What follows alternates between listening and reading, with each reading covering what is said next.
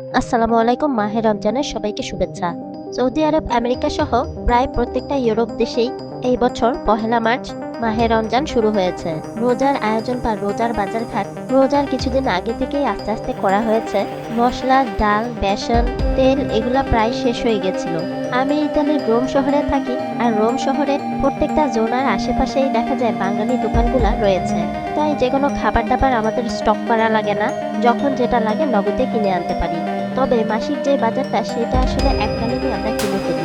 বাচ্চাদের বাবা সকালে এক গ্লাস চিয়া সিডের পানি খেতে পছন্দ করে, তাই আগের দিন রাতে এক গ্লাস ভিজিয়ে রাখি। রোজায় অবশ্য সাবুদানা আর তোকমাটা বেশি ইউজ করি, সেটা যে কোনো শরবতেই হোক, লেবুর শরবত অথবা ট্যাং। আমার মতো কে কে আছেন দেখেন, গত এক বছর আগে এগুলো কিনে রেখেছিলাম অনলাইন থেকে, মানে টেমো থেকে। যদিও অর্ডার করার পরে রোজার প্রায় শেষের দিকে এসেছিল এই রামাদানের ডেকোরগুলো। আলহামদুলিল্লাহ এই বছরটা কিছু কিছু কাজে লেগেছে। চলেন কিছু দেখিয়ে দিই কি কি নিয়েছিলাম। এখানে আল্লাহ, মুহাম্মদ আর বিসমিল্লাহ তিনটা ক্যালিগ্রাফি ছিল। অনলাইনে যতটা সুন্দর লাগে বাস্তবে সেরকম না। এটার জন্য আমাকে আবারও নতুন করে ফ্রেম কিনতে হবে, আর এগুলোর দাম ছিল 6 ইউরো করে। এত বড় সাইজের ফ্রেম কিনতে প্রায় 10-12 ইউরো চলে যাবে, তাই বড় ক্যালিগ্রাফিগুলো রেখে দিয়েছি। এখানে কিছু প্রিমিয়াম আজওয়াইন খেজুরগুলো নিয়ে এসেছিল। আমরা মানুষ দুজন, তাই বক্স নিয়ে আসিনি, বক্স ছাড়াও কিনতে পাওয়া যায়। খেজুরের এই প্লেটারটাও গত বছর কিনেছিলাম, তাই মোটামুটি এই বছর কোনো কিছুই কেনা লাগেনি, সবই রয়েছে। এই চারবালা বা এই দোকানগুলোও গত বছর কিনেছিলাম। এই ক্যালিগ্রাফিগুলো ছোট সাইজের, এগুলো অনলাইন থেকে গত বছর কিনেছিলাম। চাঁদের মতো কাঠের যে ডেকোরটা দেখছেন, এটাও অ্যারাবিক একটা শপ থেকে নিয়েছিলাম। রমজান মাসে রমাদানের ডেকোরেশন করতে সবারই ভালো লাগে। যদিও এই প্রথাগুলো আগে ছিল না, তবে রমজানের ডেকোরগুলো এখন অনেক প্রচলিত। মানে খুব বেশি সাজা না, তবে হালকা পাতলা যতটুকু প্রয়োজন ততটুকুই সাজা।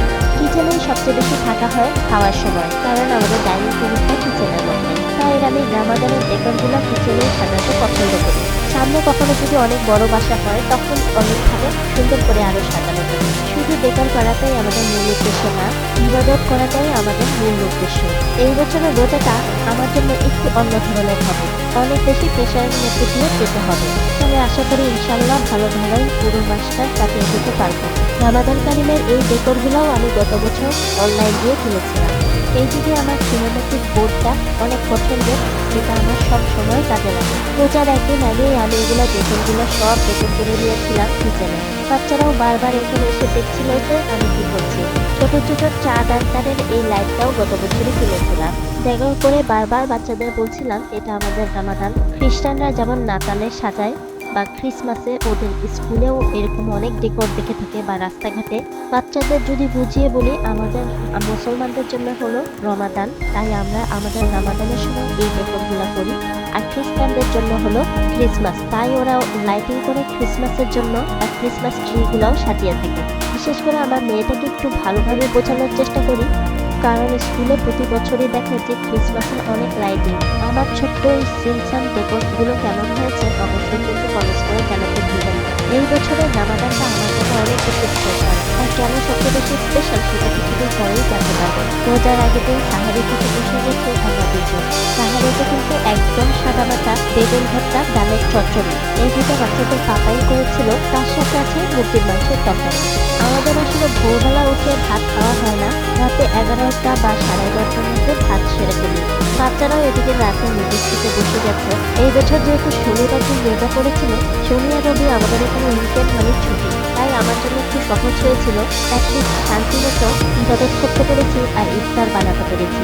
তবে সোমবার থেকে উইকেন্ডটা কেমন হবে জানি না। বাচ্চাদের স্কুল, আমার টানা 5 ঘন্টা ক্লাস, সবকিছু মিলিয়ে একটু প্রেশারের মধ্যে যাবে, তবে সুন্দরভাবে কাটিয়ে উঠতে পারবো ইনশাল্লাহ। সবসময় এটাই দোয়া করি আল্লাহ যেন আমার জন্য সবকিছু সহজ করে দেন। রোজার প্রথম দিন আলহামদুলিল্লাহ ইতালিতে রহমতের বৃষ্টি ছিল, আর সারাদিনই এই রহমতের বৃষ্টি পড়েছিল। মার্চ মাসে নর্মালি ইতালিতে ওয়েদারটা এমনই বৃষ্টিময় থাকে, তাই আমাদের কষ্টটাও কম হবে এই বছর। আগের দিন মসুরির ডাল ভিজিয়ে রেখেছিলাম পেঁয়াজুর জন্য, তার সাথে বাচ্চাদের জন্য পাতলা খিচুড়িও বসিয়ে দিয়েছিলাম। বাচ্চারাও সহজে খেতে পারবে, তাছাড়া আমরাও ইফতারের পর ভারী এই খিচুড়িটা খেতে পারবো। এইদিকে বাচ্চাদের রুমে এসে দেখে আমার মেয়েটা ওর হোয়াইট বোর্ডে রামাদান কারিম লিখে ডেকোর করছে। আমার কিন্তু ওকে একদমই বলা লাগেনি, একা একাই নিজে নিজে ডেকোর করায় আমি একদমই সারপ্রাইজ হয়ে গেলাম। স্পেলিং গুলাই আমাকে বলছিল ওকে সাহায্য করতে।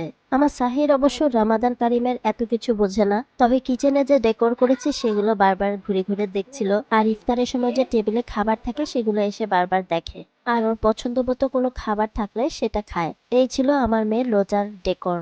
ছোট মানুষ এটা লিখেছে, মাসাল্লাহ, এতেই আমি অনেক খুশি। সম্পূর্ণ রোজার বাজার আগে করা হয়নি, তাই বাকিগুলো পরে বাজার করা হয়েছে। মুড়ি, ইয়োগurt, চেঁচি, রেডিমেড ক্যানের এই বুটগুলো অনেক সহজ আর ইজি হয় রান্না করতে। গাজর আর পাতাকপি আনতে বলেছিলাম মুরগির মাংসের কিমায় দেওয়ার জন্য রোল বানাবো করে, যদিও এই আইটেমটা আমার ধরাই হয়নি, মানে এখনো করতে পারিনি। কিমার সাথে এদিকে মুরগির মাংস এনেছিল একটা। এই বছর কোনো রোজার ইফতারি আমি ডিপ করিনি, ইনস্ট্যান্ট রান্না করে খেয়ে ফেলবো ভেবেছি। তাই বাচ্চাদের বাবা রেডিমেড কিছু সমোচা নিয়ে এসেছিল আর কাবাব নিয়ে এসেছিল। এতে আমার ওর কাজ অনেক সহজ হয়ে গেছে। আস্তে ধীরে রোলটা তৈরি করে ডিপ করে রেখে দেব। পেঁয়াজুটা একটু বেশি করে করলে দেখা যায় 2 দিন চলে যায়। একা হাতে এই বছর আমি কোনোভাবেই প্রেশার নিতে চাচ্ছি না। তাছাড়া 2-3 দিন গেলে আস্তে আস্তে ভাজাপুরির আইটেমগুলা কমিয়ে দেব। সেই ক্ষেত্রে ভারী একটা খাবার করলেই হয়ে যায়। লেবুর শরবত অনেক পছন্দের, তাই লেবুর শরবত ইসবগুলের ভুসি আর তোকমা দিয়ে গুলিয়ে নিচ্ছিলাম। প্রথম রোজা আমার একাই করতে হয়েছে, বাচ্চাদের পাপা যেহেতু কাজে ছিল। তবে দ্বিতীয় রোজাটা আলহামদুলিল্লাহ দুইজন একসাথেই করতে পেরেছি। এই ছিল আমার সিম্পল সাদামাটা ইফতার। যদিও 2টা আইটেম এখানে নাই, সময় কভার করতে পারিনি, তাই বুটের ভুনাটা পরে করেছি। আমাদের ইফতার হয় প্রায় বিকাল 6টার দিকে। আলহামদুলিল্লাহ এই বছর তো দিন অনেক ছোট, তাই তেমন কোনো টেরই পাচ্ছি না। তবে বিগত কয়েক বছরে প্রায় 14 ঘন্টা 16 ঘন্টাও রোজা রেখেছিলাম, কারণ তখন ইফতার শুরু হতো রাত 8:30 কিংবা 8টায়। একা একা ইফতার করতে খারাপই লাগছিল, যেহেতু বাচ্চাদের পাপা ওখানে কাজের মধ্যে প্রেসারে থাকে, তাই পানিটা খেয়ে ভেঙে তারপর বাসায় এসে ইফতার করে। আল্লাহর কাছেও অনেক অনেক শুকরিয়া আদায় করছিলাম এই মুহূর্তটা, কারণ গত বছরও রোজার এই দিনে অনেক বেশি কেঁদেছিলাম। আলহামদুলিল্লাহ আমার হয়তো একটা স্বপ্ন পূরণ হতে যাচ্ছে। রোজার মাসে এই ইফতারির সময় নাকি আল্লাহর কাছে যেটা চান সেটাই নাকি পূরণ হয়। গত বছর যেটা চেয়েছিলাম সেটা আসলে পাইনি বিধায় খুব কষ্ট পেয়েছিলাম। তবে আলহামদুলিল্লাহ সেই কষ্টটাও আল্লাহ পূরণ করে দিবেন। এইদিকে আমার মেয়েটাকেও একটু ডেকে নিয়ে এসেছি, কোনটা পছন্দ কোনটা খাবে বলে। প্রতি বছরই রমজানের সময় ওকে দিয়ে একটা ছবি ক্যাপচার করে রাখি। ইফতার করি আর আল্লাহর কাছে অনেক অনেক শুকরিয়া আদায় করি, আর আল্লাহর কাছে বারবার চাই আল্লাহ যেন আমার সবকিছু সহজ করে দেয়। আমাদের যখন গায়ে শক্তি সামর্থ্য থাকে তখন কিন্তু আমরা অনেক দৌড়ধাপ করে অনেক কাজ করতে পারি। আস্তে আস্তে বয়স বেড়ে গেলে তখন দেখা যায় শরীর আর ওভাবে সবকিছু কুলিয়ে উঠতে পারে না। আমি এখন সংসারের অনেক কাজই কমিয়ে দিয়েছি, বিশেষ করে কিচেনের রান্না বান্নার আইটেমগুলো, যেটা না করলে নয়। যতটুকু দরকার ঠিক ততটুকুই করি, যেগুলো স্বাস্থ্যের জন্য কিছুটা ক্ষতিকর সেগুলোও অ্যাভয়েড করার চেষ্টা করি। ইফতারি খাওয়া শেষ করে এবার চলে এলাম বুটটা ভুনা করতে। মাগরিবের নামাজ শেষে তারপরে বুট পেঁয়াজু দিয়ে মুড়ি মাখা খেতে আমার পছন্দ, তাই এদিকে রেডিমেড চেঁচি বা রেডিমেড বুটটা ভুনা করে নিচ্ছিলাম। ওই পাশে এদিকে পেঁয়াজগুলো কষিয়ে নিচ্ছি, মাছ ভুনা করব করে। বাকি পেঁয়াজু যেগুলো ছিল সেগুলোও ভেজে নিচ্ছি, এতে করে যেন পরের দিন আমার না ভাজতে হয়, জাস্ট গরম করলেই হয়ে যাবে। আলহামদুলিল্লাহ রাত 8:30টার মধ্যে বা 8:15-র দিকেই বাচ্চাদের পাপা চলে এসেছে আর তার ইফতার করতে বসে গেছে। কাজ থেকে আসার সময় এখানে কালো জামের মিষ্টি নিয়ে এসেছিল, হয়তো রোজার মুখে তার মিষ্টি খেতে ইচ্ছে করছিল। আমার পরিবারের সাথে ইফতার করা হয় না প্রায় 13 বছর, আর বাচ্চাদের পাপার আরো বেশি। আর এটাই প্রবাস লাইফ। প্রবাসীদের কপালে আসলে সবকিছু জোটে না। একটা সময় আমরা এভাবেই অভ্যস্ত হয়ে পড়ি, তখন আর কষ্টও লাগে না। আল্লাহ যেভাবে চায় ঠিক তেমনটাই হবে। সবাইকে বলবো যারা যারা এখনো মা বাবার সাথে আছো, এই রোজার দিনগুলো খুব ভালোভাবে ওদের সাথে কাটিয়ে নাও। প্রবাসে চলে এলে কিংবা শ্বশুর বাড়িতে চলে গেলে তখন কিন্তু খুব আফসোস করবে, তখন চাইলেও অনেক কিছুই করা হয়ে ওঠে না। তবে আলহামদুলিল্লাহ আমি 26 বছর আমার বাবা মা আমার পরিবারের সাথে রোজা কিংবা ঈদ সব কিছু পালন করতে পেরেছি।